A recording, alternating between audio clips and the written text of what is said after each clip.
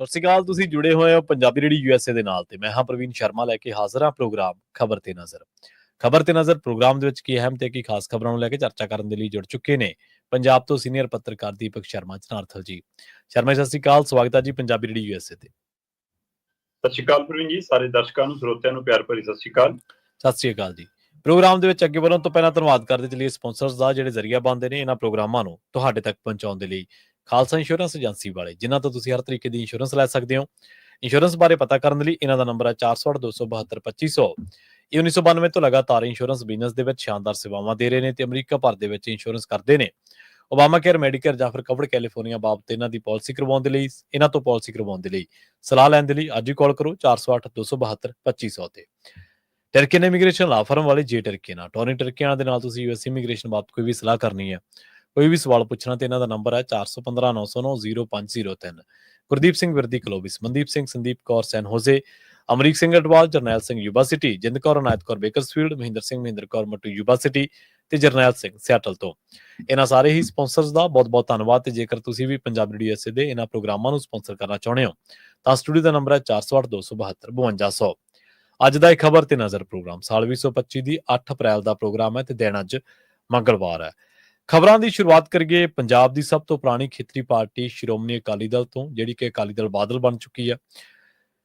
ਕੱਲ ਵੀ ਆਪਾਂ ਖਬਰਾਂ ਦੇ ਵਿੱਚ ਚਰਚਾ ਕੀਤੀ ਸੀ, ਕਾਫੀ ਡਿਟੇਲ ਦੇ ਵਿੱਚ ਆਪਾਂ ਇਹਦੇ ਵਿਚਾਲੇ ਜੋ ਪ੍ਰਕਰਨ ਵਾਪਰ ਰਹੇ ਨੇ ਉਹਨਾਂ ਦੇ ਉੱਤੇ ਆਪਾਂ ਗੱਲਬਾਤ ਕਰ ਰਹੇ ਹਾਂ, ਚਰਚਾ ਕਰ ਰਹੇ ਹਾਂ। ਕਹਿੰਦੇ ਪ੍ਰਧਾਨ ਜੀ ਹੁਣ 12 ਤਰੀਕ ਨੂੰ ਫਿਰ ਪ੍ਰਧਾਨ ਬਣ ਜਾ ਰਹੇ ਨੇ ਤੇ ਤਾਜਪੋਸ਼ੀ ਵੀ ਨਾਲ ਦੀ ਨਾਲ ਅਗਲੇ ਦਿਨ 13 ਤਰੀਕ ਨੂੰ। ਪ੍ਰਵੀਨ ਜੀ, ਕੱਲ ਸ਼੍ਰੋਮਣੀ ਅਕਾਲੀ ਦਲ ਦੀ ਵਰਕਿੰਗ ਕਮੇਟੀ ਦੀ ਬੈਠਕ ਸੀ ਜੀ ਤੇ ਉਸ ਬੈਠਕ ਦੇ ਵਿੱਚ ਜਿਸ ਤਰ੍ਹਾਂ ਰੂਪਰੇਖਾ ਤੈਅ ਹੋਈ ਉਹਦੇ ਅਨੁਸਾਰ ਇਹ ਹੈ ਕਿ 12 ਅਪ੍ਰੈਲ 2025 ਦਿਨ ਸ਼ਨੀਵਾਰ ਨੂੰ ਅੰਮ੍ਰਿਤਸਰ ਦੇ ਤੇਜਾ ਸਿੰਘ ਸਮੁੰਦਰੀ ਹਾਲ ਦੇ ਵਿੱਚ ਸ਼੍ਰੋਮਣੀ ਅਕਾਲੀ ਦਲ ਬਾਦਲ ਧਿਰ ਦਾ ਆਮ ਇਜਲਾਸ, ਡੈਲੀਗੇਟ ਇਜਲਾਸ ਹੋਏਗਾ ਜੀ, ਜਿਹਦੇ ਵਿੱਚ ਪ੍ਰਧਾਨ ਦੀ ਵਰਕਿੰਗ ਕਮੇਟੀ ਦੀ ਫਿਰ ਚੋਣ ਹੋਣੀ ਹੈ ਜੀ। ਸੋ ਪ੍ਰਕਿਰਿਆ ਦੇ ਲਈ 12 ਅਪ੍ਰੈਲ ਦਿਨ ਸ਼ਨੀਵਾਰ ਚੁਣਿਆ ਗਿਆ। ਵੈਸੇ ਤਾਂ ਸਾਰਿਆਂ ਨੂੰ ਇਹ ਪਤਾ ਹੈ ਕਿ ਅੱਜ ਦੀ ਤਰੀਕ ਦੇ ਵਿੱਚ ਵੀ ਪ੍ਰਧਾਨਗੀ ਕੌਣ ਚਲਾ ਰਿਹਾ। ਸਭ ਨੂੰ ਪਤਾ ਹੈ ਕਿ ਸੁਖਬੀਰ ਸਿੰਘ ਬਾਦਲ ਹੀ ਪਰਦੇ ਓਲਿਓਂ ਸਾਰੀ ਕਾਰਵਾਈ ਦੇਖ ਰਹੇ ਨੇ, ਉਹਨਾਂ ਦੇ ਹੁਕਮ ਨਾਲ ਹੀ ਪੱਤਾ ਹਿੱਲਦਾ। ਪਰ ਫਿਰ ਵੀ ਕਾਰਜਕਾਰੀ ਪ੍ਰਧਾਨ ਵਜੋਂ ਬਲਵਿੰਦਰ ਸਿੰਘ ਭੁੰਦੜ ਮੂਰੇ ਤੁਰੇ ਹੋਏ ਨੇ। ਸੋ ਕੱਲ ਉਹਨਾਂ ਦੀ ਅਗਵਾਈ 'ਚ ਵਰਕਿੰਗ ਕਮੇਟੀ ਦੀ ਬੈਠਕ ਸੀ ਤੇ ਉਸੇ ਬੈਠਕ ਨੂੰ ਨਿਬੇੜਦਿਆਂ ਹੋਇਆਂ, ਤਰੀਕਾਂ ਤੈਅ ਕਰਦਿਆਂ ਹੋਇਆਂ ਬਕਾਇਦਾ ਤੌਰ ਤੇ ਉਹਨਾਂ ਦਾ ਧੰਨਵਾਦ ਕੀਤਾ ਗਿਆ ਸਾਰੀ ਟੀਮ ਵੱਲੋਂ, ਨਾਲ ਦੇ ਵਰਕਿੰਗ ਕਮੇਟੀ ਦੇ ਮੈਂਬਰਾਂ ਵੱਲੋਂ ਭੁੰਦੜ ਸਾਹਿਬ ਦਾ। ਇਹਦਾ ਮਤਲਬ ਭੁੰਦੜ ਸਾਹਿਬ ਦੀ ਵਿਦਾਇਗੀ ਹੋ ਗਈ ਕੱਲ, ਉਹਨਾਂ ਨੇ ਆਪਣਾ ਸਮਾਨ ਬੰਨ ਲਿਆ ਬਿਲਕੁਲ। ਫਿਰ ਹੁਣ ਨਵੇਂ ਪ੍ਰਧਾਨ ਦੀ ਜੇ 12 ਤਰੀਕ ਨੂੰ ਚੋਣ ਹੋਣੀ ਆ ਤਾਂ ਪ੍ਰਧਾਨ ਜੀ ਮੁੜ ਕੇ ਪ੍ਰਧਾਨ ਬਣ ਜਾਣਗੇ। ਮਤਲਬ ਸੁਖਬੀਰ ਸਿੰਘ ਬਾਦਲ ਬੇਸ਼ੱਕ ਅਸਤੀਫਾ ਦੇ ਚੁੱਕੇ ਨੇ, ਬੇਸ਼ੱਕ ਅਕਾਲ ਤਖਤ ਸਾਹਿਬ ਤੋਂ ਕਿਹਾ ਗਿਆ ਸੀਗਾ ਵੀ ਤੁਸੀਂ ਅਗਵਾਈ ਕਰਨ ਦੇ ਲਾਇਕ ਨਹੀਂ, ਹੁਣ ਨਵੇਂ ਸਿਰੇ ਤੋਂ ਭਰਤੀ ਹੋਏਗੀ, ਨਵੇਂ ਸਿਰੇ ਤੋਂ ਉਹ ਡੈਲੀਗੇਟ ਚੁਣਨਗੇ।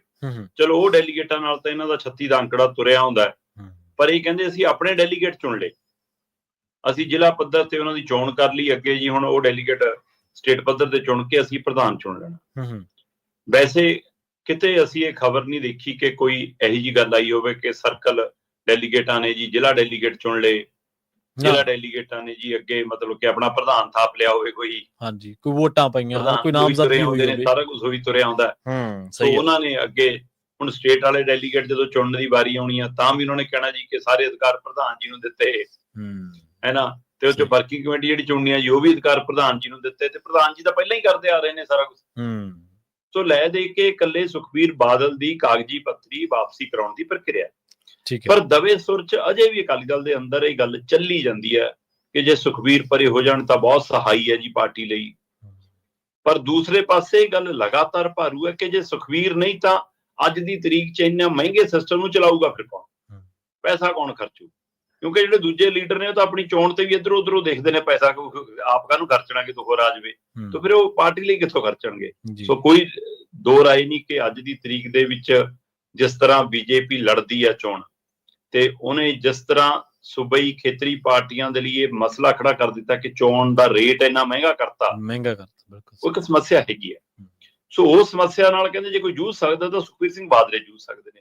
ਮਤਲਬ ਇਹਦਾ ਮਤਲਬ ਤੁਹਾਡੇ ਲਈ ਸਿਧਾਂਤ, ਲਿਆਕਤ, ਸਮਝ ਹੈ ਨਾ, ਪਾਰਟੀ ਦਾ ਸਟਰਕਚਰ ਇਹ ਕੋਈ ਮਾਇਨੇ ਨਹੀਂ ਰੱਖਦਾ, ਪੈਸਾ ਮਾਇਨੇ ਰੱਖਦਾ।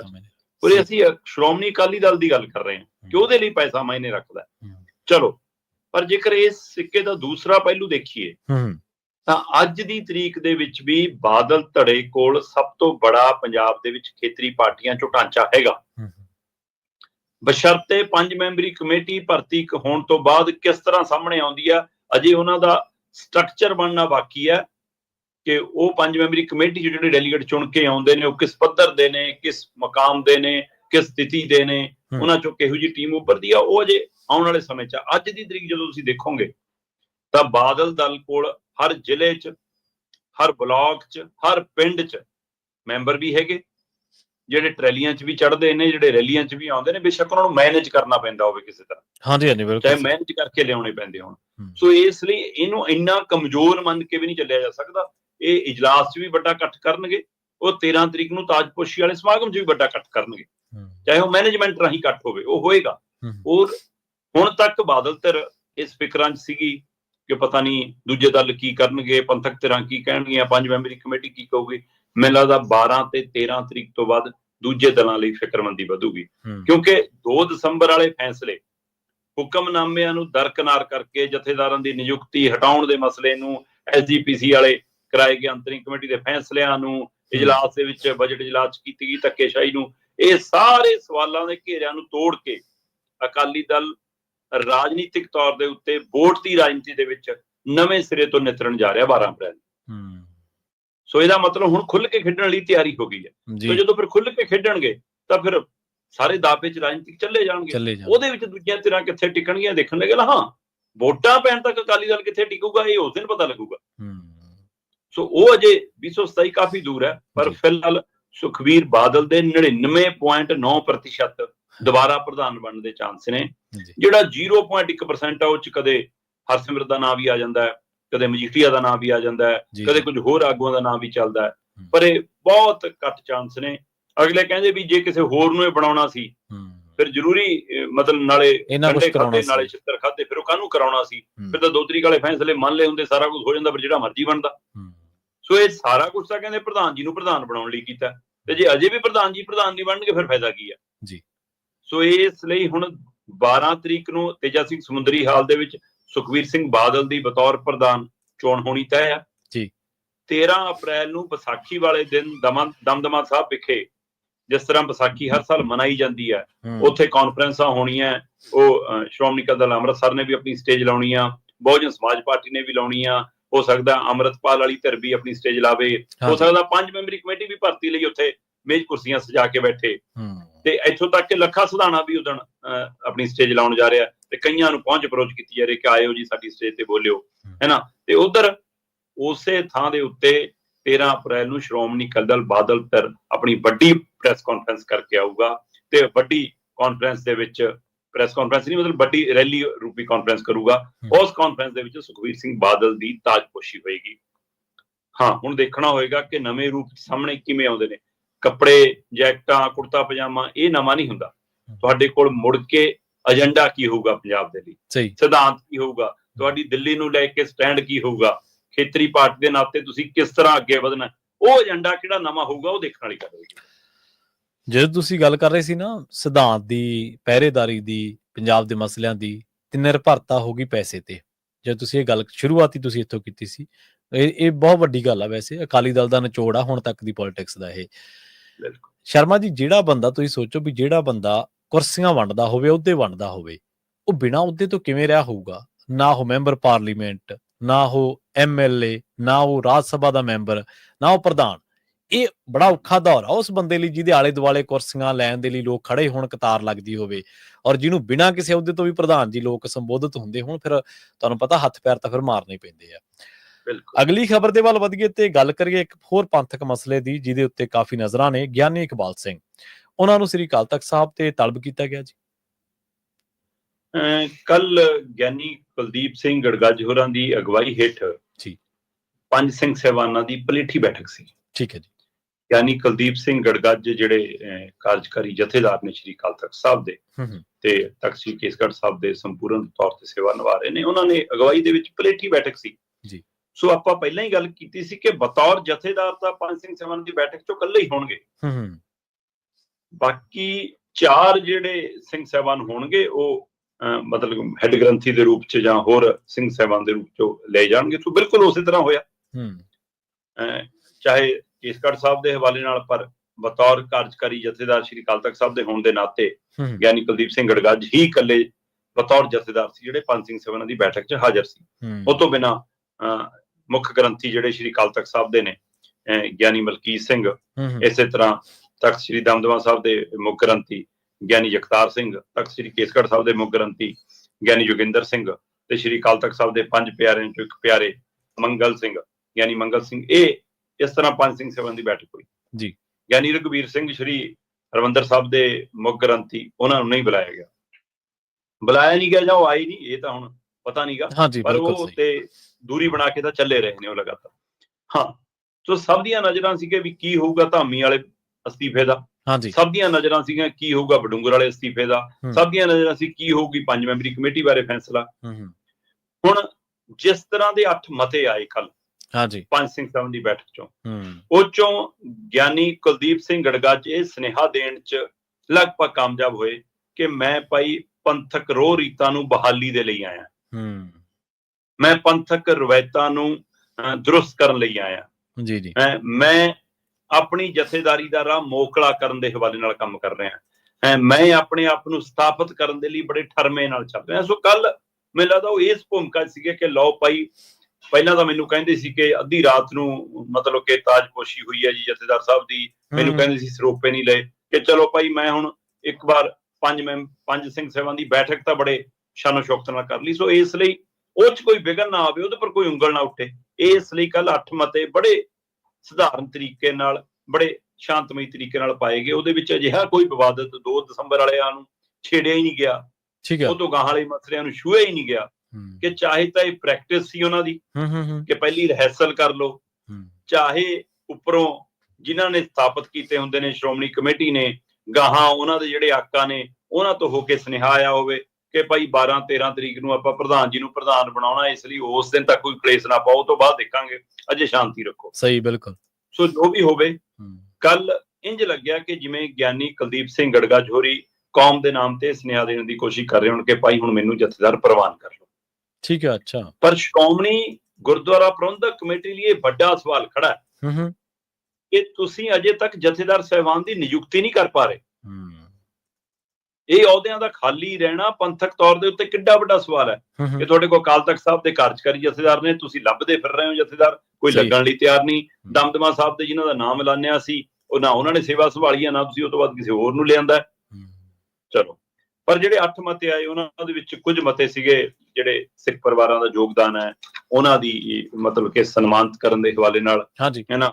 ਇਸੇ ਤਰ੍ਹਾਂ ਇੱਕ ਮਤਾ ਸੀਗਾ ਕਿ ਭਾਈ ਸੰਝ ਨੂੰ ਸੌਣ ਤੋਂ ਪਹਿਲਾਂ ਬਕਾਇਦਾ ਤੌਰ ਤੇ ਸਿੱਖ ਪਰਿਵਾਰ ਜਿਵੇਂ ਅਸੀਂ ਹਰ ਰੋਜ਼ ਨਿਤਨੇਮ ਕਰਦੇ ਹਾਂ, ਉਸੇ ਤਰ੍ਹਾਂ ਅੱਧਾ ਘੰਟਾ ਆਪਣੇ ਜਵਾਕਾਂ ਦੇ ਨਾਲ ਆਪਾਂ ਸਾਖੀਆਂ ਦਾ ਆਦਾਨ ਪ੍ਰਦਾਨ ਕਰਿਆ ਕਰੀਏ ਤਾਂ ਕਿ ਉਹ ਸਿੱਖ ਇਤਿਹਾਸ ਤੋਂ ਜਾਣੂ ਹੋ ਸਕਣ। ਫਿਰ ਇੱਕ ਮਤਾ ਇਹ ਵੀ ਸੀਗਾ ਕਿ ਜਿਸ ਤਰ੍ਹਾਂ ਭੋਗ ਪੈਂਦੇ ਨੇ, ਖਾਸ ਕਰਕੇ ਅੰਤਮ ਅਰਦਾਸ ਵਾਲੇ ਭੋਗ, ਉਸ ਸਮੇਂ ਸਾਦੇ ਲੰਗਰਾਂ ਦੀ ਅਪੀਲ ਕੀਤੀ ਗਈ ਕਿ ਬਿਲਕੁਲ ਸਧਾਰਨ ਲੰਗਰ ਲਾਏ ਜਾਣ। ਇਸੇ ਤਰ੍ਹਾਂ ਫਿਰ ਇਹਦੇ ਵਿੱਚ ਇੱਕ ਮਤਾ ਸੀਗਾ ਕਿ ਵਿਦੇਸ਼ਾਂ ਨੂੰ ਤਾਂ ਅਸੀਂ ਸਿੱਖੀ ਦਾ ਪ੍ਰਚਾਰ ਕਰਨ ਜਾਂਦੇ ਹਾਂ, ਆਪਣੇ ਸੂਬੇ 'ਚ ਵੀ ਕਰ ਲਈਏ। ਸੋ ਰਾਗੀ ਜੱਥਿਆਂ ਨੂੰ, ਢਾਡੀ ਜੱਥਿਆਂ ਨੂੰ, ਪ੍ਰਚਾਰਕ ਜੱਥਿਆਂ ਨੂੰ, ਬਾਹਰ ਗਾਉਣ ਵਾਲੇ ਜੱਥਿਆਂ ਨੂੰ, ਉਹਨਾਂ ਸਾਰਿਆਂ ਨੂੰ ਅਪੀਲ ਕੀਤੀ ਆ ਕਿ 10-10 ਪਿੰਡ ਲਾਓ, 4-4 ਮਹੀਨੇ ਪੰਜਾਬ 'ਚ ਲਾਓ। ਸੋ ਇਹ ਵੀ ਮਤਾ ਇੱਕ ਆਇਆ। ਇਸੇ ਤਰ੍ਹਾਂ ਇੱਕ ਮਤਾ ਆਇਆ ਕਿ ਪਿੰਡਾਂ, ਸ਼ਹਿਰਾਂ, ਕਸਬਿਆਂ ਦੇ ਜਿਹੜੇ ਗੁਰੂ ਘਰ ਨੇ ਉਹਨਾਂ ਦੇ ਅੰਦਰ ਜਿਹੜੇ ਪਾਠੀ ਸਿੰਘ ਨੇ, ਰਾਗੀ ਸਿੰਘ ਨੇ, ਸੇਵਾਦਾਰ ਸਿੰਘ ਨੇ, ਉਹਨਾਂ ਸਾਰਿਆਂ ਦੇ ਪਰਿਵਾਰਾਂ ਦੀ ਦੇਖ ਰੇਖ ਦੇ ਵਿੱਚ ਵੀ ਅਹਿਮ ਰੋਲ ਨਿਭਾਇਆ ਜਾਵੇ, ਕਿਉਂਕਿ ਕਈ ਵਾਰ ਆਉਂਦਾ ਕਿ ਉਹਨਾਂ ਨੂੰ ਮਾਣ ਪੱਤੇ ਬਹੁਤ ਘੱਟ ਮਿਲਦੇ ਨੇ। ਬਿਲਕੁਲ ਸਹੀ। ਜਦੋਂ ਕਿ ਅਸੀਂ ਸਿੰਗਰਾਂ ਗਾਇਕਾਂ ਦੇ ਉੱਤੇ ਇੰਨੇ ਲੱਖਾਂ ਰੁਪਏ ਉਡਾ ਦਿੰਦੇ ਹਾਂ। ਸੋ ਇਸ ਦੇ ਵੱਲੋਂ ਕਹਿੰਦੇ ਬੇਸ਼ੱਕ ਇਸ ਗੱਲ ਦੀ ਫਿਕਰਮੰਦੀ ਚੋਂ ਕੁਝ ਚੰਗਾ ਹੋਣ ਲੱਗ ਪਿਆ, ਪਰ ਅਜੇ ਵੀ ਬਹੁਤ ਕੁਝ ਹੋਣਾ ਬਾਕੀ ਹੈ। ਇਸ ਲਈ ਕਹਿੰਦੇ ਇੱਧਰ ਵੀ ਕਮੇਟੀਆਂ ਤੇ ਪਿੰਡ ਪੰਚਾਇਤਾਂ ਜਾਂ ਧਿਰਾਂ ਧਿਆਨ ਦੇਣ। ਇਸੇ ਤਰ੍ਹਾਂ ਇੱਕ ਮਤਾ ਇਹ ਵੀ ਆਇਆ ਕਿ ਜੀ ਜਿਹੜੇ ਵਿਸਾਖੀ ਦੇ ਗੁਰਮਤਿ ਸਮਾਗਮ ਨੇ, ਕਿਉਂਕਿ ਏਜੰਡਾ ਇਸੇ ਨੂੰ ਲੈ ਕੇ ਬੈਠਕ ਬੁਲਾਈ ਗਈ ਸੀ ਕਿ ਵਿਸਾਖੀ ਆ ਰਹੀ ਹੈ ਜੀ, ਖਾਲਸਾ ਪੰਥ ਦੀ ਸਥਾਪਨਾ ਦਿਵਸ ਆ ਰਿਹਾ। ਇੱਕ ਪਾਸੇ ਅਨੰਦਪੁਰ ਸਾਹਿਬ ਦੇ ਹਵਾਲੇ ਨਾਲ ਇਹ ਦਿਨ ਬਹੁਤ ਮਹੱਤਵ ਰੱਖਦਾ, ਦੂਸਰਾ ਪੰਜਾਬ ਦੇ ਵਿੱਚ ਧਾਰਮਿਕ ਤੌਰ ਦੇ ਉੱਤੇ ਦਮਦਮਾ ਸਾਹਿਬ ਦੀ ਵਿਸਾਖੀ ਮਨਾਈ ਜਾਂਦੀ ਹੈ।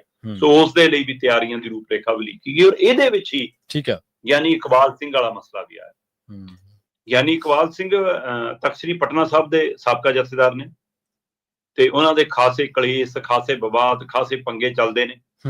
ਉਹਨਾਂ ਪੰਗਿਆਂ ਦੇ ਵਾਲੇ ਨਾਲੋਂ ਪਹਿਲਾਂ ਵੀ ਤਨਖਾਹੀਆ ਕਰਾਰ ਦਿੱਤੇ ਜਾ ਚੁੱਕੇ ਨੇ ਤੇ ਉਹ ਤੋਂ ਉਹ ਆਪਣੀ ਸੇਵਾ ਕਰਕੇ ਲਾਂਭੇ ਵੀ ਹੋ ਚੁੱਕੇ ਨੇ। ਪਰ ਹੁਣ ਜਿਹੜੀ ਕੱਲ ਪੰਜ ਸਿੰਘ ਸਾਹਿਬਾਂ ਦੀ ਬੈਠਕ ਸੀ, ਉਹਦੇ ਵਿੱਚ ਮਤਾ ਨੰਬਰ 5 'ਚ ਇਹ ਗੱਲ ਆਈ ਕਿ ਗਿਆਨੀ ਇਕਬਾਲ ਸਿੰਘ ਦੇ ਖਿਲਾਫ ਸ਼ਿਕਾਇਤਾਂ ਦਾ ਅਜੇ ਵੀ ਭੰਡਾਰ ਹੈ। ਤੇ ਮਤਾ ਪਾ ਕੇ ਉਹਨਾਂ ਨੂੰ ਕਿਹਾ ਗਿਆ ਕਿ ਗਿਆਨੀ ਇਕਬਾਲ ਸਿੰਘ ਜੀ, ਤੁਹਾਡੇ ਖਿਲਾਫ ਸ਼ਿਕਾਇਤਾਂ ਬਹੁਤ ਨੇ, ਠੀਕ ਹੈ, ਤੁਸੀਂ ਆ ਕੇ ਆਪਣਾ ਪੱਖ ਰੱਖੋ। ਉਹ ਤੋਂ ਬਾਅਦ ਜਦੋਂ ਤੱਕ ਇਸ ਮਸਲੇ ਤੇ ਫੈਸਲਾ ਨਹੀਂ ਹੋ ਜਾਂਦਾ ਤੁਹਾਡਾ ਪੱਖ ਸੁਣਨ ਤੋਂ ਬਾਅਦ ਵੀ, ਤਦ ਤੱਕ ਤੁਹਾਡੇ ਗੁਰਮਤਿ ਸਮਾਗਮਾਂ 'ਚ, ਧਾਰਮਿਕ ਸਮਾਗਮਾਂ 'ਚ ਸ਼ਾਮਲ ਹੋਣ ਤੇ ਜਾਂ ਉੱਥੇ ਸਟੇਜ ਸਾਂਝੀ ਕਰਨ ਤੇ ਤਾਂ ਪੂਰੀ ਤਰ੍ਹਾਂ ਰੋਕ ਹੈ। ਸੋ ਉਹਨਾਂ ਨੂੰ ਇਸ ਤਰ੍ਹਾਂ ਰੋਕ ਕਰਕੇ ਇੱਕ ਤਰ੍ਹਾਂ ਨਾਲ ਅਕਾਲ ਤਖਤ ਸਾਹਿਬ ਤੇ ਤਲਬ ਕਰ ਲਿਆ ਗਿਆ। ਠੀਕ ਹੈ, ਚਲੋ ਇਹ ਕਾਰਵਾਈ ਤਾਂ ਹੋ ਸਕਦਾ ਛੇਤੀ ਸਾਹਮਣੇ ਨਜ਼ਰ ਆ ਜਾਵੇ, ਪਰ ਤਲਬ ਤਾਂ ਪਹਿਲੇ ਸਿੰਘ ਸਾਹਿਬਾਨ ਉਹਨਾਂ ਜਥੇਦਾਰਾਂ ਨੂੰ ਵੀ ਕਰਕੇ ਗਏ ਸੀਗੇ ਜਿਹੜੇ ਜਥੇਦਾਰਾਂ ਨੇ ਚਿੱਠੀ ਵਾਲੇ ਮਸਲੇ ਤੇ ਡੇਰਾ ਸਿਰਸਾ ਮੁਖੀ ਦੀ ਮਾਫੀ ਵਾਲੀ ਭੂਮਿਕਾ ਨਿਭਾਈ ਸੀ, ਕਿਉਂਕਿ ਉਹਨਾਂ ਦੇ ਸਪਸ਼ਟੀਕਰਨਾਂ ਤੋਂ ਵੀ ਸੰਤੁਸ਼ਟ ਨਹੀਂ ਸੀਗੇ ਸਿੰਘ ਸਾਹਿਬਾਨ। ਉਹਨਾਂ ਨੇ ਕਿਹਾ ਸੀ ਕਿ ਤੁਸੀਂ ਆ ਕੇ ਆਪਣਾ ਪੱਖ ਰੱਖੋ। ਅਜੇ ਤੱਕ ਨਾ ਉਹ ਆਏ, ਨਾ ਪੱਖ ਰੱਖਿਆ। ਰੋਕ ਉਹਨਾਂ ਦੀ ਵੀ ਲੱਗੀ ਹੋਈ ਆ ਧਾਰਮਿਕ ਸਮਾਗਮਾਂ 'ਚ ਆਉਣ ਜਾਣ ਦੀ। ਸੋ ਇਸ ਲਈ ਇਸ ਤਰ੍ਹਾਂ ਜਦੋਂ ਅਣਦੇਖੀ ਹੁੰਦੀ ਹੈ ਫੈਸਲਿਆਂ ਦੀ ਤਾਂ ਫਿਰ ਫਿਕਰਮੰਦੀ ਵੱਧਦੀ ਹੈ। ਸੋ ਪਰ ਗਿਆਨੀ ਕੁਲਦੀਪ ਸਿੰਘ ਗੜਗੱਜ ਜਥੇਦਾਰੀ ਤੌਰ ਦੇ ਉੱਤੇ ਆਪਣੀ ਪਹਿਲੀ ਬੈਠਕ, ਪਲੇਠੀ ਬੈਠਕ ਦੇ ਰਾਹੀਂ ਇਹ ਦਰਸਾਉਣ ਦੇ ਵਿੱਚ ਕੋਸ਼ਿਸ਼ ਕਰਦੇ ਨਜ਼ਰ ਆਏ ਕਿ ਲੋ ਭਾਈ, ਮੈਂ ਹੁਣ ਜਥੇਦਾਰੀ ਦੀ ਰੋਲ ਦੇ ਵਿੱਚ ਆ ਗਿਆ, ਹੁਣ ਮੈਨੂੰ ਪ੍ਰਵਾਨ ਕਰੋ। ਜੀ ਬਿਲਕੁਲ ਬਿਲਕੁਲ। ਅਗਲੇ ਮਸਲੇ ਵੱਲ ਵਧੀਏ ਤੇ ਗੱਲ ਕਰੀਏ ਪੰਜਾਬ ਦੇ ਪਾਣੀਆਂ ਦੇ ਮਸਲੇ ਦੀ। ਆਪਾਂ ਬਹੁਤ ਸਾਰੀ ਬੜੀ ਨਿੱਠ ਕੇ ਚਰਚਾ ਕੀਤੀ ਹੈ ਜਦੋਂ ਵੀ ਪਾਣੀਆਂ ਦੀ ਗੱਲ ਚੱਲੀ ਹੈ, ਚਾਹੇ ਉਹ ਹਰਿਆਣੇ ਦੇ ਵਿੱਚੋਂ ਕੋਈ ਸਿਆਸਤ ਹੋਵੇ, ਚਾਹੇ ਉਹ ਦਿੱਲੀ ਦੀ ਕੋਈ ਸਿਆਸਤ ਹੋਵੇ, ਦਿੱਲੀ ਨੇ ਚਾਹੇ ਹਿਮਾਚਲ ਨੇ ਦਾਅਵਾ ਠੋਕਿਆ ਹੋਵੇ ਕਿ ਅਸੀਂ ਰਾਇਪੇਰੀਅਨ ਆ ਜਾਂ ਕਿਸੇ ਵੀ ਤਰੀਕੇ ਦੇ ਨਾਲ। ਹੁਣ ਰਾਜਸਥਾਨ ਕਿਹੜਾ ਘੱਟ ਹੈ? ਰਾਜਸਥਾਨ ਦੀ ਗੱਲ ਕਰੀਏ ਤਾਂ ਕਹਿੰਦੇ ਕਿ ਰਾਜਸਥਾਨ ਦੇ ਮੁੱਖ ਮੰਤਰੀ ਸਾਹਿਬ ਆਏ ਸੀ ਹਰੀਕੇ ਪੱਤਣ ਤੇ ਇੱਥੋਂ ਹੀ ਪਾਣੀ ਨਾਪ ਗਏ ਪੰਜਾਬ ਤੋਂ। ਪ੍ਰਵੀਨ ਜੀ, ਰਿਪੇਰੀਅਨ ਲਾ ਦੀ ਜੇ ਗੱਲ ਕਰੀਏ ਤਾਂ ਜੀ ਸਾਡੇ ਦਰਿਆ ਵੱਖੋ-ਵੱਖ ਮਤਲਬ ਝਰਨਿਆਂ, ਨਦੀਆਂ ਉਹਨਾਂ ਚੋਂ ਹੋ ਕੇ ਧਰਤਲ ਤੇ ਆਉਂਦੇ ਨੇ। ਸੋ ਚਾਹੇ ਉਹ ਲੇਹ ਲਦਾਖ ਵਾਲੇ ਖੇਤਰ ਚੋਂ ਉਤਰ ਕੇ ਆਉਂਦੇ ਹੋਣ, ਚਾਹੇ ਉਹ ਹਿਮਾਚਲ ਦੀਆਂ ਵਾਦੀਆਂ ਚੋਂ ਉਤਰ ਕੇ ਆਉਂਦੇ ਹੋਣ। ਸਹੀ ਹੈ। ਤੋ ਇਹ ਨਿਯਮਾਵਲੀ ਕਹਿੰਦੀ ਹੈ ਕਿ ਜਿਹੜੇ ਦਰਿਆ, ਨਦੀਆਂ ਜਦੋਂ ਤੱਕ ਲੇਹ ਲਦਾਖ 'ਚ ਵਗ ਰਹੇ ਨੇ ਤਾਂ ਉਹਨਾਂ ਦੇ ਕਿਨਾਰਿਆਂ ਤੇ ਜਿਹੜੇ ਖੇਤਰ ਆਉਂਦੇ ਨੇ ਉਹ ਮਾਲਕ ਨੇ, ਮਤਲਬ ਲੇਹ ਲਦਾਖ ਦੇ ਲੋਕ ਮਾਲਕ ਨੇ ਉੱਥੇ ਦੇ। ਇਸੇ ਤਰ੍ਹਾਂ ਜਿੰਨੀ ਦੇਰ ਦਰਿਆ ਸਾਡੇ ਉੱਪਰੋਂ ਪਹਾੜਾਂ 'ਚੋਂ ਉਤਰ ਕੇ ਆ ਰਹੇ ਨੇ, ਜਦੋਂ ਤੱਕ ਹਿਮਾਚਲ ਦੀ ਹੱਦ ਉੱਥੋਂ ਤੱਕ ਉਹ ਮਾਲਕ ਨੇ। ਸਹੀ ਹੈ, ਬਿਲਕੁਲ। ਅਸੀਂ ਕਦੋਂ ਜਦੋਂ ਉਸੇ ਰੂਪ ਦੇ ਵਿੱਚ ਬਿਨਾਂ ਕਿਸੇ ਛੇੜਖਾਨੀ ਤੋਂ ਸਿੱਧੇ ਆਪਣੇ ਵਹਾਅ ਦੇ ਵਿੱਚ, ਕੁਦਰਤੀ ਵਹਾਅ ਦੇ ਰੂਪ ਦੇ ਵਿੱਚ ਪੰਜਾਬ 'ਚ ਦਾਖਲ ਹੁੰਦੇ ਨੇ ਤਾਂ ਪੰਜਾਬ ਉਹਦਾ ਮਾਲਕ ਹੈ ਜੀ। ਤੇ ਇਹ ਤੋਂ ਹੀ ਨਿਕਲ ਕੇ ਜੇ ਲਹਿੰਦੇ ਪੰਜਾਬ ਕੰਨੀ ਨੂੰ ਵੀ ਜਾਂਦੇ ਨੇ ਪਾਕਿਸਤਾਨ 'ਚ, ਜਿੱਥੇ ਦਾਖਲ ਹੋ ਰਹੇ ਨੇ ਉੱਥੇ ਉਹ ਪਾਕਿਸਤਾਨ ਦਾ ਮਾਲਕ ਹੈ ਉਹਦਾ। ਜੀ ਜੀ, ਬਿਲਕੁਲ ਬਿਲਕੁਲ। ਪਰ ਜੇ ਉਹਨਾਂ ਦਰਿਆਵਾਂ 'ਚੋਂ ਤੁਸੀਂ ਵੱਖਰੀ ਨਹਿਰ ਕੱਢ ਕੇ ਕਿਸੇ ਨੂੰ ਉਚੇਚ ਪਾਣੀ ਪਹੁੰਚਾ ਰਹੇ ਹੋ ਗੈਰ ਰਿਪੇਰੀਅਨ ਨੂੰ, ਫਿਰ ਉਹ ਰਿਪੇਰੀਅਨ ਸਿਧਾਂਤ ਦੇ ਅਨੁਸਾਰ ਉਹ ਮਾਲਕ ਨਹੀਂਗਾ, ਉਹਦਾ ਨਹੀਂ ਹੈਗਾ। ਸਹੀ ਹੈ, ਬਿਲਕੁਲ। ਉਸ ਨੂੰ ਮੁੱਲ ਦੇਣਾ ਪੈਣਾ। ਉਹ ਦੂਸਰੇ ਦੇ ਹੱਕ ਦੇ ਵਿੱਚੋਂ ਹਿੱਸਾ ਲੈ ਰਿਹਾ। ਜੀ ਬਿਲਕੁਲ। ਉਹਦਾ ਮੁੱਲ ਤਾਰਨਾ ਪਊਗਾ। ਅਸੀਂ ਜੇ ਤੁਹਾਡੇ ਕੋਲਾ, ਪੱਥਰ, ਹੀਰੇ ਹੈ ਨਾ, ਇਹਨਾਂ ਖਜ਼ਾਨਾਂ ਚੋਂ ਚੀਜ਼ਾਂ ਲਿਆਉਨੇ ਆ ਕੁਦਰਤੀ ਸਰੋਤਾਂ ਵਾਲੀਆਂ, ਤੇ ਉਹਦਾ ਮੁੱਲ ਦਿੰਨੇ ਆ ਨਾ। ਜੀ ਜੀ। ਤੇ ਫਿਰ ਜਿਹੜਾ ਸੂਬਿਆਂ ਕੋਲ ਇਹੀ ਕੁਦਰਤੀ ਸਰੋਤ ਹੈ ਤਾਂ ਫਿਰ ਉਹਨਾਂ ਨੂੰ ਮੁੱਲ ਦਿਓ। ਕੇਜਰੀਵਾਲ ਦੀ ਸਰਕਾਰ ਨੇ ਹਿਮਾਚਲ ਨਾਲ ਸਮਝੌਤਾ ਕੀਤਾ ਜੀ, ਬਿਲਕੁਲ, ਤੇ ਪੰਜਾਬ ਦੀ ਵਾਰ ਨੂੰ ਮੂੰਹ ਨਹੀਂ ਖੁੱਲਦਾ। ਫਿਰ ਉਹਨਾਂ ਨੂੰ ਕਿਉਂ ਮੁੱਲ ਦੇ ਰਹੇ ਹੋ? ਤੇ ਰਾਜਸਥਾਨ ਅੰਗਰੇਜ਼ਾਂ ਤੱਕ ਦੇ ਦੌਰ ਦੇ ਹਿਸਾਬ ਨਾਲ ਹਰਿਆਣੇ ਵਰਗੇ ਮੁੱਲ ਤਾਰਦੇ ਰਹੇ ਨੇ।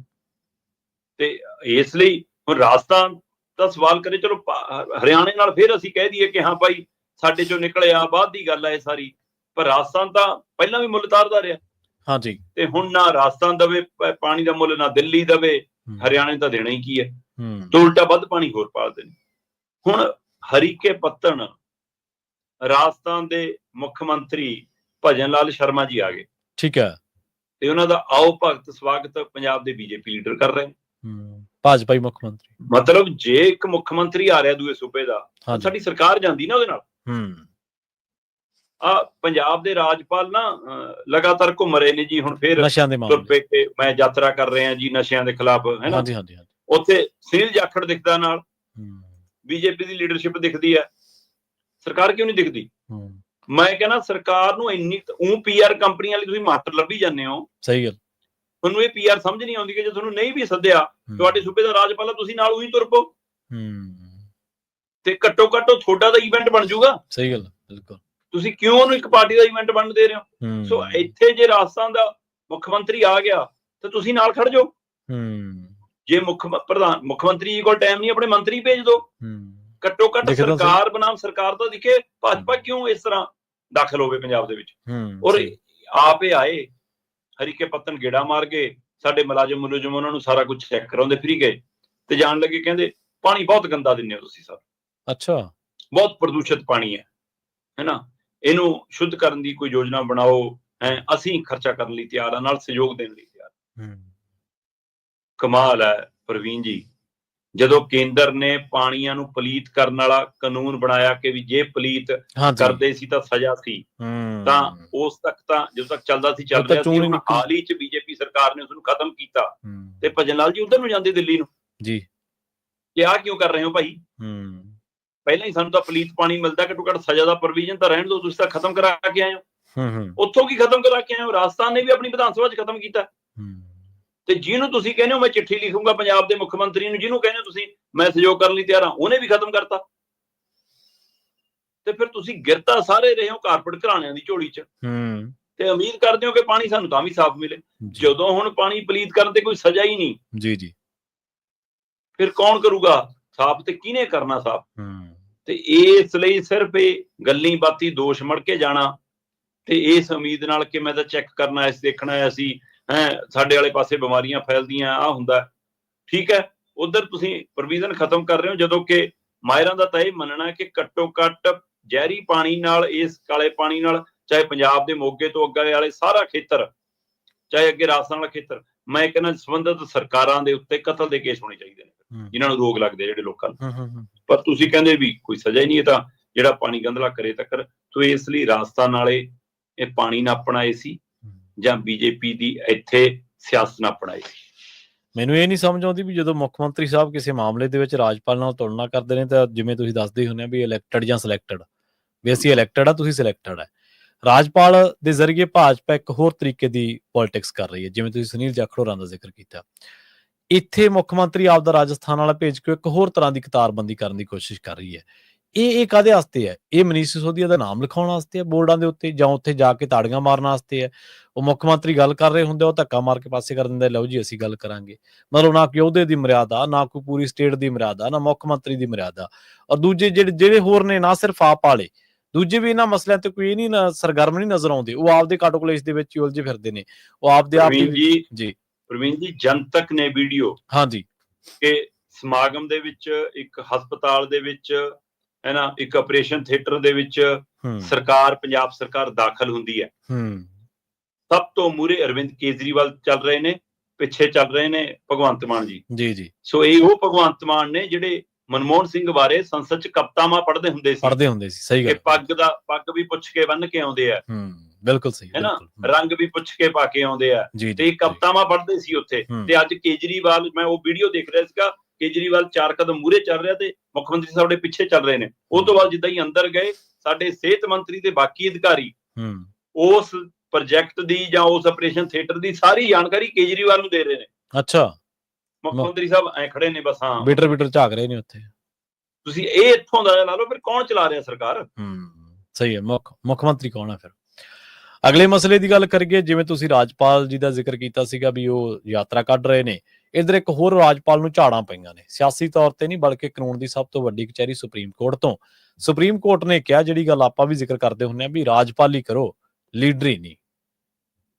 ਪ੍ਰਵੀਨ ਜੀ, ਜਿਹੜੇ ਸੂਬੇ ਦੇ ਵਿੱਚ ਬੀਜੇਪੀ ਦੀ ਸਰਕਾਰ ਨਹੀਂ ਆ, ਹਾਂਜੀ, ਉੱਥੇ ਰਾਜਪਾਲ ਉਹਨਾਂ ਦਾ ਬੀਜੇਪੀ ਦਾ ਮੁੱਖ ਮੰਤਰੀ ਹੋ। ਸਹੀ ਹੈ, ਬਿਲਕੁਲ ਸਹੀ। ਉਹ ਬੀਜੇਪੀ ਦਾ ਬਣ ਕੇ ਕੰਮ ਕਰਦਾ, ਸੂਬੇ ਦਾ ਰਾਜਪਾਲ ਬਣ ਕੇ ਕੰਮ ਨਹੀਂ ਕਰਦਾ। ਠੀਕ ਹੈ, ਹੁਣ ਵਾਲੇ ਪੰਜਾਬ ਦੇ ਰਾਜਪਾਲ ਨਾਲ ਅਜੇ ਉਵੇਂ ਪੇਚਾ ਨਹੀਂ ਫਸਿਆ, ਪਰ ਉਹ ਵੀ ਤਾਂ ਏਜੰਡਾ ਤਾਂ ਉਸੇ ਤੇ ਕੰਮ ਕਰਨ ਤੁਰੇ ਹੋਏ ਨੇ ਉਹ, ਹੈ। ਤੇ ਦੂਸਰੇ ਪਾਸੇ ਜਿਹੜੇ ਪਹਿਲੇ ਸੀ, ਉਹਨਾਂ ਨਾਲ ਪੰਜਾਬ ਦੇ ਮੁੱਖ ਮੰਤਰੀ ਸਾਹਿਬ ਦਾ ਪੇਚਾ ਕੀ ਸੀ ਕਿ ਸਾਡੇ ਬਿੱਲ ਰੋਕ ਲੈਂਦੇ ਨੇ ਜੀ, ਸਾਡੇ ਬਿੱਲਾਂ ਤੇ ਦਸਤਖਤ ਨਹੀਂ ਕਰਦੇ ਜੀ, ਜਾਣ ਕੇ ਸਾਨੂੰ ਤੰਗ ਪਰੇਸ਼ਾਨ ਕਰਦੇ ਨੇ। ਤੇ ਇਹੀ ਸਥਿਤੀ ਤਾਮਿਲਨਾਡੂ ਚ ਸੀ। ਤਾਮਿਲਨਾਡੂ ਸਰਕਾਰ ਦੇ 12 ਬਿੱਲ ਸੀ ਜਿਹੜੇ ਸਾਲਾਂ ਬੱਧੀ ਰੋਕ ਕੇ ਰੱਖੇ ਜਨਾਬ ਨੇ। 10 ਬਿੱਲ ਵਾਪਸ ਕਰਤੇ, 2 ਰਾਸ਼ਟਰਪਤੀ ਨੂੰ ਭੇਜਦੇ ਜੀ, ਤੇ ਉਹ 10 ਬਿੱਲਾਂ ਦੇ ਹਵਾਲੇ ਨਾਲ ਉਹਨਾਂ ਨੇ ਦੂਸਰੀ ਵਾਰ ਪਾਸ ਕਰਤੇ। ਔਰ ਇਹ ਨਿਯਮ ਕਹਿੰਦਾ ਕਿ ਜੇ ਦੂਜੀ ਵਾਰ ਵਿਧਾਨ ਸਭਾ ਚ ਉਹੀ ਬਿੱਲ ਜਿਹੜੇ ਰਾਜਪਾਲ ਨੇ ਵਾਪਸ ਭੇਜੇ ਹੋਣ ਦੁਬਾਰਾ ਪਾਸ ਹੋ ਜਾਣ, ਤਾਂ ਰਾਜਪਾਲ ਉਹਨਾਂ ਨੂੰ ਰੋਕ ਨਹੀਂ ਸਕਦਾ। ਉਸ ਨੂੰ ਮਨਜ਼ੂਰੀ ਦੇਣੀ ਪਊ। ਜ਼ਿਆਦਾ ਹੀ ਸਿਆਸਤ ਕਰਨੀ ਹੋਵੇ ਤਾਂ ਰਾਸ਼ਟਰਪਤੀ ਨੂੰ ਭੇਜ ਦੂਗੀ ਉਹ। ਜੀ ਜੀ ਬਿਲਕੁਲ। ਪਰ ਉਹ ਫਿਰ ਉਹਨੂੰ ਲਟਕਾ ਨਹੀਂ ਸਕਦਾ, ਰੋਕ ਨਹੀਂ ਸਕਦਾ। ਤੇ ਇੱਥੇ ਪੰਜਾਬ ਦੇ ਵਿੱਚ ਜਿਹੜੇ ਕਹਿੰਦੇ ਸੀ ਸਿਲੈਕਟਰ ਦੀ ਤੁਸੀਂ ਗੱਲ ਕਰਦੇ ਹੋ, ਹਾਂਜੀ, ਜੇ ਰਾਜਪਾਲ ਨੇ ਸਾਡੇ ਵਾਲੇ ਬਿੱਲ ਮੋੜ ਵੀ ਦਿੱਤੇ ਤਾਂ ਜਨਾਬ ਤੁਸੀਂ ਦੂਜੀ ਵਾਰ ਕਿਉਂ ਨਹੀਂ ਪਾਸ ਕਰਕੇ ਭੇਜੇ?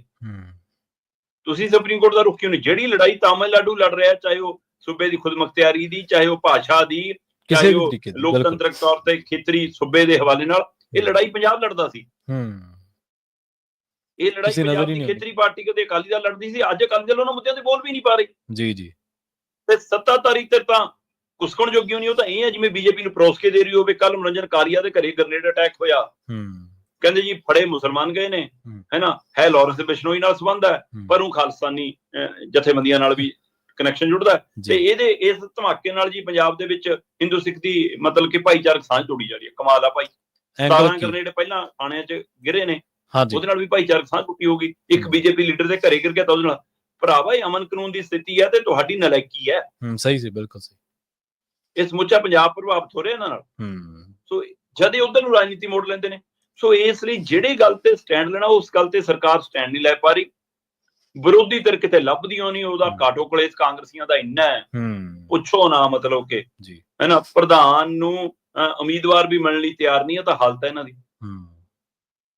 ਤੇ ਪਰ ਤਾਮਿਲਨਾਡੂ ਦੇ ਮੁੱਖ ਮੰਤਰੀ ਸਾਹਿਬ ਨੇ ਤੇ ਉਹਨਾਂ ਦੀ ਟੀਮ ਨੇ ਜਿਸ ਤਰ੍ਹਾਂ ਲੜਾਈ ਲੜੀ, ਤੇ ਮਾਣਯੋਗ ਸੁਪਰੀਮ ਕੋਰਟ ਨੇ ਕਿਹਾ ਕਿ ਰਾਜਪਾਲ ਜੀ ਤੁਸੀਂ ਬਤੌਰ ਰਾਜਪਾਲ ਵਿਚਰੋ, ਨਾ ਕਿ ਕਿਸੇ ਪਾਰਟੀ ਦੇ ਨੁਮਾਇੰਦੇ ਬਣ ਕੇ, ਵਰਕਰ ਬਣ ਕੇ। ਤੇ ਆਹ 10 ਬਿੱਲ ਜਿਹੜੇ ਤੁਸੀਂ ਉਹਨਾਂ ਨੂੰ ਵਾਪਸ ਭੇਜੇ ਸੀ, ਉਹਨਾਂ ਨੇ ਦੁਬਾਰਾ ਪਾਸ ਕਰਕੇ ਭੇਜੇ। ਇਹ ਅੱਜ ਤੋਂ ਪਾਸ ਸਮਝੇ ਜਾਣਗੇ। ਤੁਸੀਂ ਮੋਹਰ ਲਾਉਣੀ ਆ ਲਾਓ, ਨਹੀਂ ਲਾਉਣੀ ਨਾ ਲਾਓ। ਸਹੀ ਗੱਲ।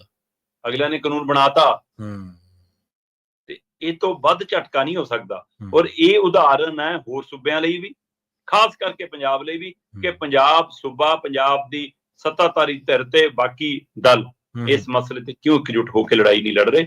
ਇਹ ਪੰਜਾਬ ਨੂੰ ਤਾਂ ਪੂਰੀ ਤਰ੍ਹਾਂ ਤੁਸੀਂ 50 ਕਿਲੋਮੀਟਰ ਦੇ ਹਵਾਲੇ ਨਾਲ ਤਾਂ ਪੰਜਾਬ ਪਹਿਲਾਂ ਕੇਂਦਰ ਨੂੰ ਸੌਂਪਤਾ।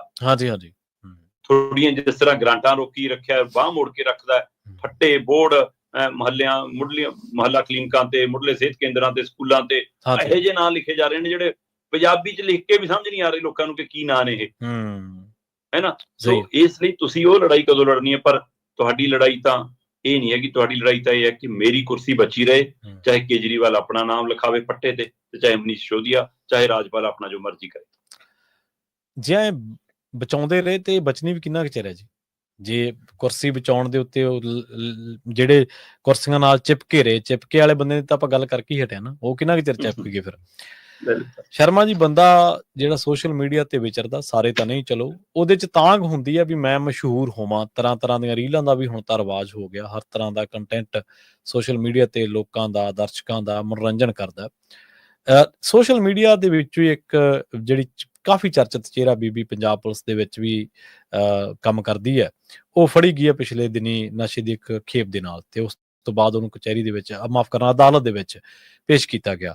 ਇਹਦੇ ਬਾਰੇ ਤਰ੍ਹਾਂ ਦੀਆਂ ਗੱਲਾਂ ਨੇ, ਪਰ ਇੱਕ ਜਿਹੜੀ ਖਬਰ ਚਰਚਾ ਦਾ ਵਿਸ਼ਾ ਧਿਆਨ ਮੰਗਦੀ ਹੈ ਚਰਚਾ ਕਰਨ ਦਾ, ਉਹ ਇਹ ਹੈ ਵੀ ਇਹ ਪਹਿਲੀ ਵਾਰੀ ਮੁਅੱਤਲ ਨਹੀਂ ਹੋਈ, 4 ਵਾਰੀ ਪਹਿਲਾਂ ਵੀ ਕਾਲੀ ਥਾਰ ਵਾਲੀ ਬੀਬੀ ਮੁਅੱਤਲ ਹੋ ਚੁੱਕੀ ਹੈ।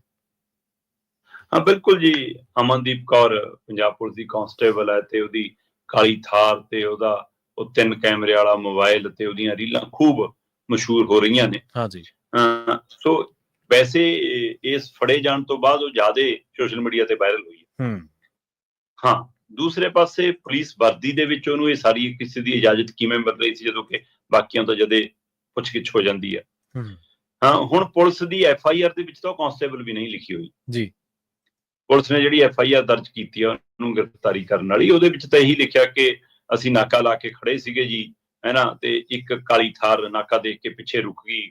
ਇੱਕ ਨੌਜਵਾਨ ਕੁੜੀ ਉਹ 'ਚੋਂ ਉਤਰ ਕੇ ਭੱਜੀ। ਜਦੋਂ ਪੁਲਿਸ ਮੁਲਾਜ਼ਮਾਂ ਨੇ, ਮਹਿਲਾ ਪੁਲਿਸ ਮੁਲਾਜ਼ਮਾਂ ਦੇ ਹਵਾਲੇ ਨਾਲ ਭੱਜ ਕੇ ਉਹਦਾ ਪਿੱਛਾ ਕੀਤਾ, ਉਹਨੂੰ ਫੜਿਆ ਤਾਂ ਉਹਦੀ ਗੱਡੀ 'ਚੋਂ 17.71 ਗ੍ਰਾਮ ਹੈਰੋਇਨ ਮਿਲ ਗਈ ਜੀ, ਤੇ 2 ਮੋਬਾਈਲ ਬਰਾਮਦ ਹੋ ਗਏ। ਘਰੋਂ ਮੋਬਾਈਲ ਵੀ ਮਿਲ ਗਏ ਜੀ, 2 ਹੋਰ ਲੈਪਟਾਪ ਮਿਲ ਗਿਆ ਜੀ, ਆਸਮਾਨ ਮਿਲ ਗਿਆ ਜੀ। ਸੋ ਇਸ ਤਰ੍ਹਾਂ ਦੀ ਕਾਰਵਾਈ ਹੈ। ਪਰ ਇਹ ਅੱਜ ਤੱਕ ਬੇਸ਼ੱਕ ਉਹਦਾ ਪਹਿਲਾਂ ਪੁਲਿਸ ਰਿਮਾਂਡ ਹੋ ਗਿਆ, ਹੁਣ ਉਹਨੂੰ ਹਿਰਾਸਤ 'ਚ ਭੇਜਤਾ, ਜੁਡੀਸ਼ੀਅਲ ਹਿਰਾਸਤ ਦੇ ਵਿੱਚ ਕਾਰਵਾਈ ਚੱਲੀ ਜਾਣੀ ਆ। ਅਜੇ ਤੱਕ ਪੁਲਿਸ ਨਾ ਤਾਂ ਇਹ ਦੱਸ ਸਕੀ ਕਿ ਭਾਈ 17.71 ਗ੍ਰਾਮ ਲਿਆਈ ਕਿੱਥੋਂ ਸੀ, ਤੇ ਜਿਹਨੇ ਇਹਨੂੰ 17 17.71 ਗ੍ਰਾਮ ਦਿੱਤੀਆਂ, ਉਹਨੇ ਕਿੰਨਿਆਂ ਨੂੰ ਦਿੱਤੀ ਹੋਣੀ 17.71 ਗ੍ਰਾਮ, ਉਹ ਕੌਣ ਹੈ? ਜਿਹਦੇ ਆਸ਼ੀਰਵਾਦ ਨਾਲ ਇਹ ਪੁਲਿਸ ਤੰਤਰ ਦੇ ਵਿੱਚ ਆਪਣੀਆਂ ਡਿਊਟੀਆਂ ਤੋਂ ਭਗੌੜੀ ਹੋ ਜਾਂਦੀ ਸੀ, ਕੰਮ ਤੋਂ ਭਗੌੜੀ ਹੋ ਜਾਂਦੀ ਸੀ, ਉਹ ਆਸ਼ੀਰਵਾਦ ਕਿਹਦਾ? ਸਹੀ ਹੈ, ਬਿਲਕੁਲ। ਉਹਦਾ ਨਾਮ ਕਿਉਂ ਨਹੀਂ ਜਨਤਕ ਕਰ ਪਾ ਰਹੇ? ਜਦੋਂ ਕਿ ਲੋਕ ਕਹੀ ਜਾਂਦੇ ਆ ਕਦੇ ਜੀ ਇਹਦੇ ਨਾਲ ਥਾਣੇ 'ਚ ਸੀਗਾ ਜੀ, ਥਾਣਾ ਮੁਖੀ ਰਿਹਾ ਜੀ, ਹੁਣ ਬੜਾ ਅਫਸਰ ਬਣ ਗਿਆ ਜੀ, ਬਹੁਤ ਤਰ੍ਹਾਂ ਦੀਆਂ ਪਹਿਚਾਨਾਂ ਹੁੰਦੀਆਂ ਨੇ। ਕਿਉਂ ਸਰਕਾਰ ਨਾਮ ਜਨਤਕ ਕਰਨ ਤੋਂ ਡਰਦੀ? ਹਾਂ, ਕੁਝ ਤਰ੍ਹਾਂ ਤਾਂ ਇਹ ਵੀ ਸਵਾਲ ਕਰਦੀਆਂ ਨੇ ਕਿ ਇਹਦੇ ਘਰ ਕੰਨੀ ਨੂੰ ਬਲਡੋਜ਼ਰ ਕਿਉਂ ਨਹੀਂ ਗਿਆ, ਕਿ ਦੂਸਰਿਆਂ ਨੂੰ ਜਾਂਦਾ। ਵੈਸੇ ਆਪਾਂ ਤਾਂ ਕਹਿੰਦੇ ਕਿ ਬਲਡੋਜ਼ਰ ਕਲਚਰ ਹੀ ਗਲਤ ਆ। ਹਾਂਜੀ, ਉਹਦੀ ਬਜਾਏ ਤਾਂ ਕਾਨੂੰਨੀ ਕਾਰਵਾਈ ਕਰਕੇ ਸਰਕਾਰ ਦੀ ਪ੍ਰਾਪਰਟੀ ਅਟੈਚ ਕਰੇ। ਪਰ ਜਦੋਂ ਤੁਸੀਂ ਰਿਵਾਜ ਪਾਤਾ ਫਿਰ ਲੋਕ ਸਵਾਲ ਕਰੇ। ਹਾਂ, ਜਿੱਥੋਂ ਤੱਕ ਆਦਤ ਦਾ ਸ਼ੁਮਾਰ ਹੈ ਕਿ ਵੀ ਡਿਊਟੀ 'ਚ ਕੁਤਾਹੀ ਉਹ ਤਾਂ ਹੀ ਹੁੰਦੀ ਹੈ ਜਾਂ ਤਾਂ ਤੁਸੀਂ ਮਤਲਬ ਕਿ ਕੋਈ ਰਾਜਨੀਤਿਕ ਪਹੁੰਚ ਰੱਖਦੇ ਹੋ, ਜਾਂ ਤੁਹਾਡੇ ਪਿੱਛੇ ਕੋਈ ਆਕਾ ਹੋਵੇ, ਜਾਂ ਤੁਸੀਂ ਭਾਈ ਕਾਰੋਬਾਰ ਆਪਣਾ ਇੰਨਾ ਵਧੀਆ ਚਲਾ ਰਹੇ ਹੋ, ਤੁਹਾਨੂੰ ਲੋਕੇ ਕੱਲ ਨੌਕਰੀ ਚਲੀ ਵੀ ਜਾਓ ਕੋਈ ਨਾ। ਸੋ ਇਸ ਲਈ ਇਹ ਬੀਬੀ ਦਾ ਰਿਕਾਰਡ ਪੁਰਾਣਾ ਬੋਲਦਾ ਜੀ। 2014 ਦੇ ਵਿੱਚ ਵੀ ਇਸ ਨੂੰ VIP ਡਿਊਟੀ ਮਿਲੀ ਤੇ ਬੀਬੀ VIP ਡਿਊਟੀ ਤੋਂ ਗੈਰ ਹਾਜ਼ਰ। ਠੀਕ ਹੈ, ਅੱਛਾ। ਤੇ ਵਿਭਾਗੀ ਕਾਰਵਾਈ ਮੁਅੱਤਲ ਹੋ ਗਈ। ਫਿਰ 2019 ਦੀਆਂ ਲੋਕ ਸਭਾ ਚੋਣਾਂ 'ਚ ਇਹਨੂੰ ਮੋੜ ਖੇਤਰ ਦੇ ਵਿੱਚ ਡਿਊਟੀ ਲੱਗੀ ਇਹਦੀ ਚੋਣਾਂ ਦੇ ਵਿੱਚ, ਬੀਬੀ ਉਸ ਡਿਊਟੀ ਤੋਂ ਵੀ ਗੈਰ ਹਾਜ਼ਰ। ਅੱਛਾ, ਫਿਰ ਮੁਅੱਤਲ ਹੋ ਗਈ। ਫਿਰ ਜੀ ਕੀ ਹੋਇਆ, ਤੀਜੀ ਵਾਰ ਇਹਦੀ NDPS ਐਕਟ ਦੇ ਤਹਿਤ ਇਹਦੇ ਤੇ ਪੁਲਿਸ ਥਾਣੇ 'ਚ ਮਾਮਲਾ ਦਰਜ ਹੋਇਆ। ਉਸ ਮਸਲੇ 'ਚ ਫਿਰ ਇਹ ਮੁਅੱਤਲ ਹੋਈ। ਫਿਰ ਇੱਕ ਹੈੱਡ ਕਾਂਸਟੇਬਲ ਹੈ ਦਿਦਾਰ ਸਿੰਘ, ਹੈ ਨਾ, ਉਹ ਇਹਨੂੰ ਆਪਣਾ ਕੋਈ ਨੋਟਿਸ ਵਗੈਰਾ ਦੇਣ ਗਿਆ ਤੇ ਨੋਟਿਸ ਦਾ ਕੀ ਲੈਣਾ ਸੀ, ਉਹਦੇ ਨਾਲ ਉਲਝ ਗਈ। ਉਹਦੀ ਸ਼ਿਕਾਇਤ ਦੇ ਆਧਾਰ ਤੇ ਫਿਰ ਮੁਅੱਤਲ ਹੋਈ। ਸਿੱਧੂ ਮੂਸੇਵਾਲੇ ਦੇ ਪਰਿਵਾਰ ਦੀ ਸਿਕਿਉਰਿਟੀ 'ਚ ਇਹਨੂੰ ਸ਼ਾਮਲ ਕੀਤਾ ਗਿਆ। ਸਿਕਿਉਰਿਟੀ ਇੰਚਾਰਜ ਨੇ 2 ਦਿਨਾਂ ਬਾਅਦ ਇਹ ਤੋੜਤਾ ਕਿ ਬੀਬੀ ਤੈਨੂੰ ਬੰਨੇ ਹੱਥ, ਤੂੰ ਜਾ, ਤੂੰ ਨਹੀਂ ਡਿਊਟੀ ਤੇ। ਸੋ ਇਸ ਲਈ ਇਹਦਾ ਪੁਰਾਣਾ ਰਿਕਾਰਡ ਜਿਹੜਾ ਤੁਰਿਆ ਆਉਂਦਾ ਉਹ ਪਹਿਲਾਂ ਹੀ ਅਜਿਹਾ। ਪੁਲਿਸ ਬਾਖਬੀ ਹੁੰਦੀ ਹੈ, ਪੁਲਿਸ ਇਹ ਨਹੀਂ ਹੈ ਕਿ ਪੁਲਿਸ ਨੂੰ ਨਹੀਂ ਪਤਾ ਹੁੰਦਾ। ਬਸ ਦਿਨ ਜਦੋਂ ਚੜ੍ਹਨਾ ਤਦੇ ਚੜ੍ਹਨਾ। ਸੋ ਹੁਣ ਕਾਰਵਾਈ ਹੋਈ ਹੈ ਤੇ ਹੁਣ ਦੇਖਦੇ ਹਾਂ ਜੀ, ਪਰ ਅਜੇ ਤੱਕ ਇੱਥੇ ਤੱਕ ਇਹ ਕਾਰਵਾਈ ਰੁਕੀ ਹੈ, ਕਿਰਪਾ ਅੱਗੇ ਨਹੀਂ ਗਈ ਕਿ ਇਹ ਜਿਹਦੀ ਕਿਰਪਾ ਨਾਲ ਬਣੀ ਸੀ ਉੱਥੇ ਤੱਕ ਕਿਰਪਾ ਕਦੋਂ ਜਾਣੀ ਹੈ। ਇੰਤਜ਼ਾਰ ਤਾਂ ਉਸ ਘੜੀ ਦਾ। ਜੀ ਬਿਲਕੁਲ, ਬਿਲਕੁਲ। ਸ਼ਰਮਾ ਜੀ, ਇਹਨਾਂ ਖਾਸ ਖਬਰਾਂ ਤੇ ਖਾਸ ਜਾਣਕਾਰੀਆਂ ਦੇ ਲਈ ਤੁਹਾਡਾ ਬਹੁਤ ਬਹੁਤ ਧੰਨਵਾਦ ਜੀ। ਬਹੁਤ ਸ਼ੁਕਰੀਆ। ਪ੍ਰੋਗਰਾਮ ਖਬਰ ਤੇ ਨਜ਼ਰ ਨੂੰ ਆਪਾਂ ਇੱਥੇ ਸਮਾਪਤ ਕਰਾਂਗੇ। ਤੁਹਾਡਾ ਸਾਰਿਆਂ ਦਾ ਵੀ ਬਹੁਤ ਧੰਨਵਾਦ। ਸਤਿ ਸ਼੍ਰੀ ਅਕਾਲ। ਜੁੜੇ ਰਹੋ ਪੰਜਾਬੀ ਰੇਡੀਓ USA ਦੇ ਨਾਲ।